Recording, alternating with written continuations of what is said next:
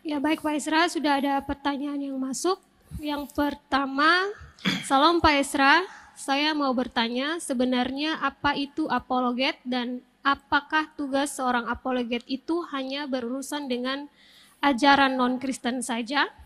Karena saya baru menonton YouTube seorang pendeta yang mengatakan bahwa seorang apologet hanya bertugas menghadapi serangan dari non-Kristen. Sedangkan kalau menjawab atau mengoreksi ajaran-ajaran dari sesama pendeta, itu bukan seorang apologet, tapi disebut seorang pendebat. Mohon pencerahannya Pak Esra, terima kasih. Ya, kalau kita tadi ditanya soal apologet itu adalah orangnya yang melakukan. Sedangkan tindakan yang dilakukan itu adalah apologia. Sedangkan ilmunya itu disebut sebagai apologetika. Ya, jadi ilmunya disebut sebagai apologetika atau apologetik, tindakannya disebut apologia, yang melakukannya disebut apologet. Nah itu apa sebenarnya? Nah itu sebenarnya berasal dari kata Yunani. Apologia, ya, itu muncul misalnya di dalam 1 Petrus pasal yang ketiga, ayat yang ke-15.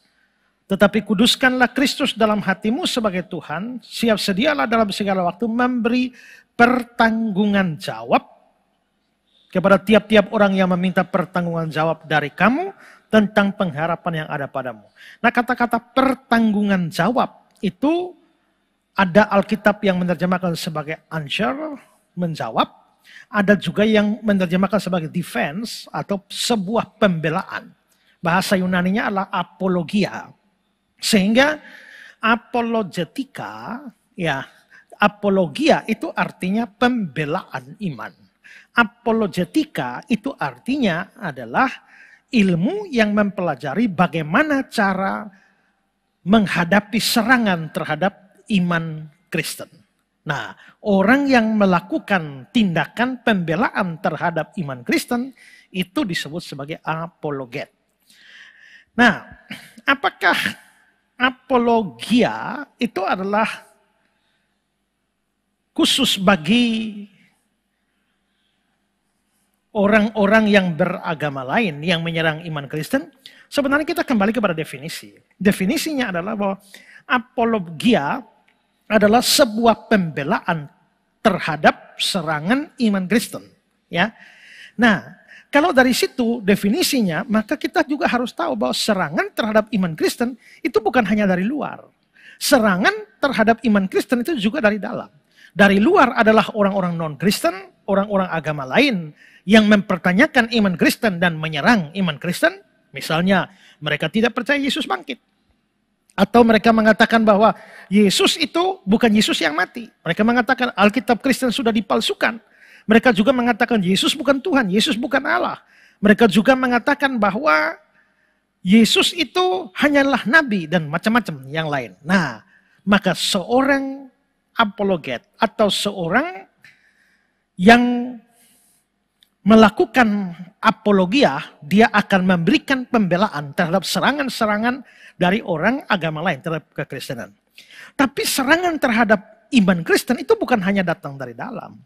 Serangan terhadap iman Kristen itu datang juga bukan hanya datang dari luar, tapi juga datang dari dalam. Dari dalam ini berupa bidat-bidat atau ajaran-ajaran sesat, ajaran-ajaran yang menyimpang. Karena itulah maka berapologia bukan hanya untuk berkaitan dengan orang agama lain. Berapologia juga itu harus untuk menghadapi ajaran-ajaran sesat di dalam kekristenan sendiri.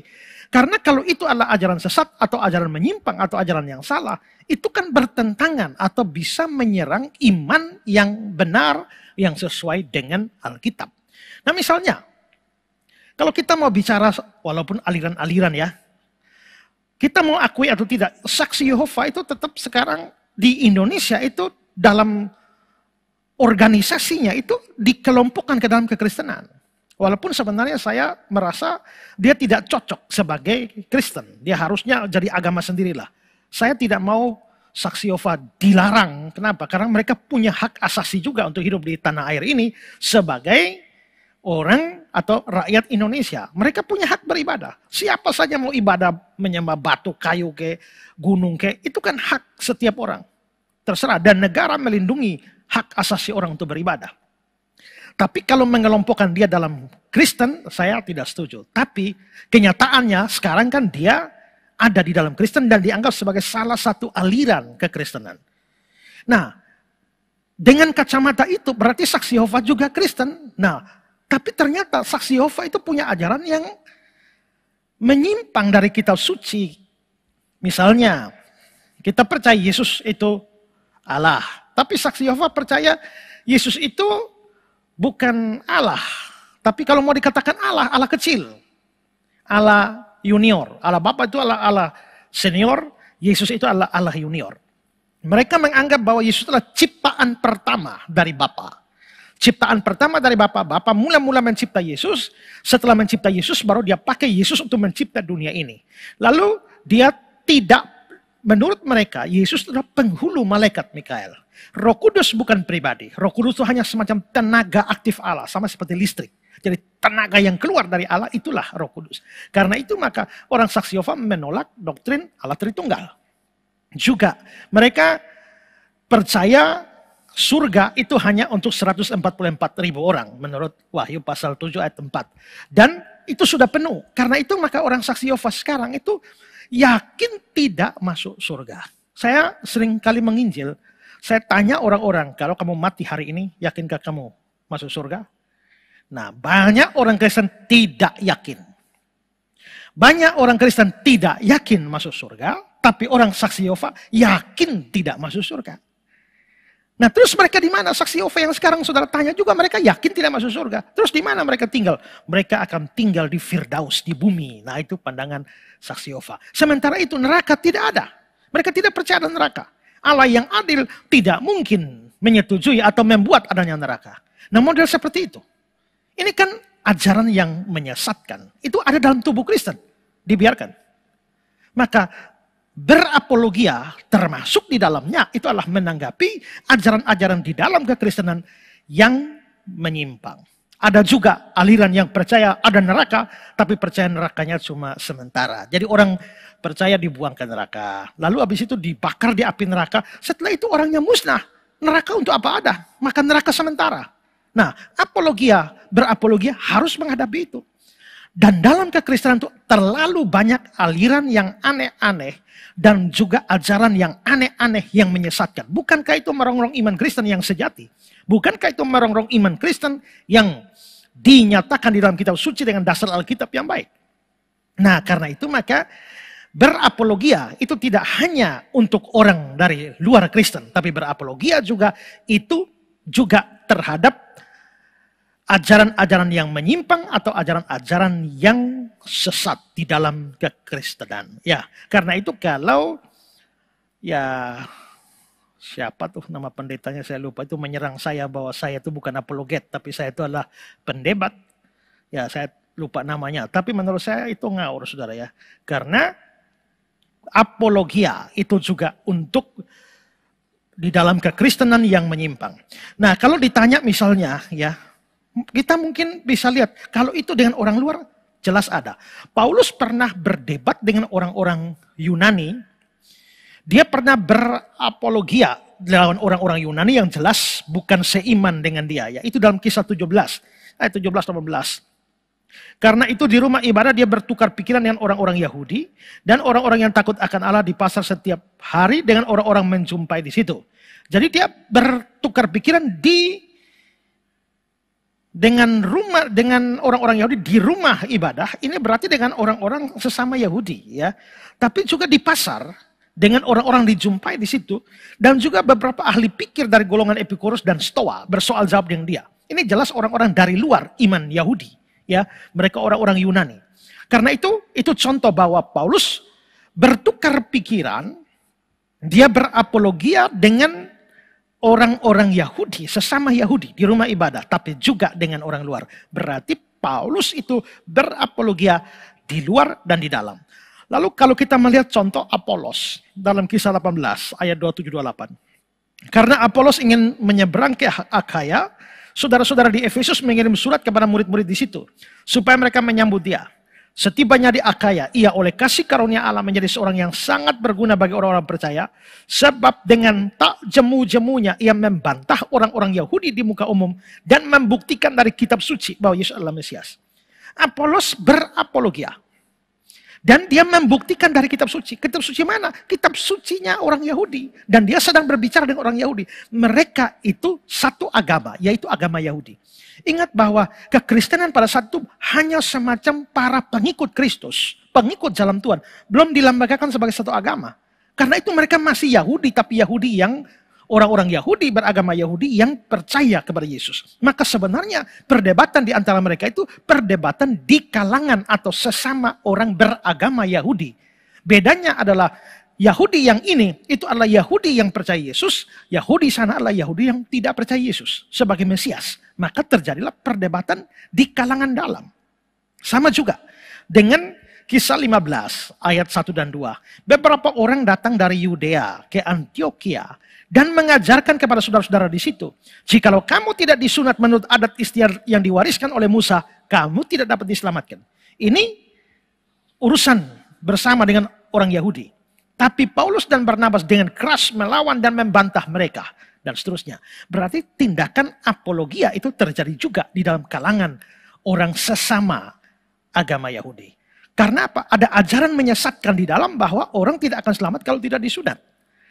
Dari situ kita bisa lihat contoh-contoh itu bahwa berapologia itu tidak semata-mata hanya untuk serangan dari luar kekristenan. Tapi menurut saya saat ini serangan dari luar kekristenan ini tidak terlalu banyak. Dibandingkan dengan ajaran-ajaran sesat, ajaran menyimpang, ajaran nyeleneh, macam-macam aneh-aneh yang ada dalam tubuh Kristen sendiri. Kalau kita mendiamkan itu, kita tidak menghadapi, kita sibuk menghadapi musuh dari dalam, atau kita dimakan oleh musuh dari dalam sendiri, menghadapi musuh dari luar, dimakan musuh dari dalam, yaitu bidat-bidat ajaran-ajaran sesat. Bapak-bapak gereja, ya, itu juga berapologia, ya, dan apologia mereka juga melawan sesama Kristen.